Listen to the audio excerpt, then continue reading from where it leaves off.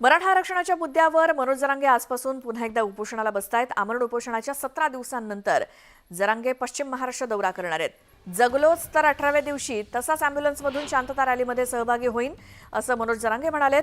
288 आमदार पाडायचे की ठेवायचे हे आज अंतरवली सराटीत होणाऱ्या बैठकीत ठरवणार असल्याचं जरांगेंनी स्पष्ट केलं।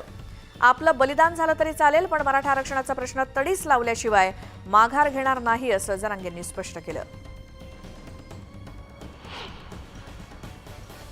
कुठं बैठका मुंबईत केल्या काय, अंतरवालीत केल्या काय, संभाजीनगर केल्या काय, जे न्याय द्यायचा आहे ते कुठून देता येतो।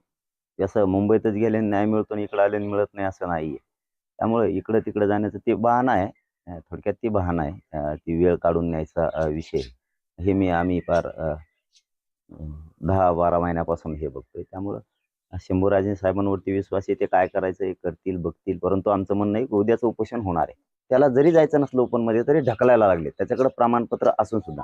माझं सरकारला म्हणणं आहे की तुम्ही ईडब्ल्यूएसचा, एसीबीसीचा, कुणबीचा म्हणजे ओबीसीचा ऑप्शन ठेवा, त्याच्याकडे जे असेल त्यानुसार त्याला ती संधी द्यावी, हे माझं म्हणणं आहे। आणि ते त्यांनी ऐकावं, कारण मराठ्यांच्या हजारो पोरांचा आता या भरतीमध्ये वाटोळ व्हायला लागले।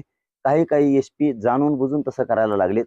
जसं तुम्ही आता म्हणताय लाडका भाऊ लाडकी बहीण जे आणले तर 6-6, 5-5 हजारात तुम्ही मतदान विकत घेतल्यासारखं आतापासून लोकांना नादी लावायला लागला।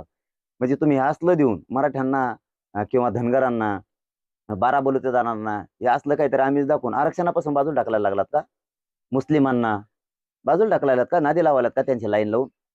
पण आम्ही ज्याला बोलतच नाही त्यांनी आमच्यावरती समाजावरती बोलू नये एवढीच आमची अपेक्षा आहे। ज्यांचं आम्ही कधी नावच घेत नाही त्यांनी बळच विनाकारण भांडण विकत घेऊ नये, मराठ्याच्या अंगावर येऊ नये।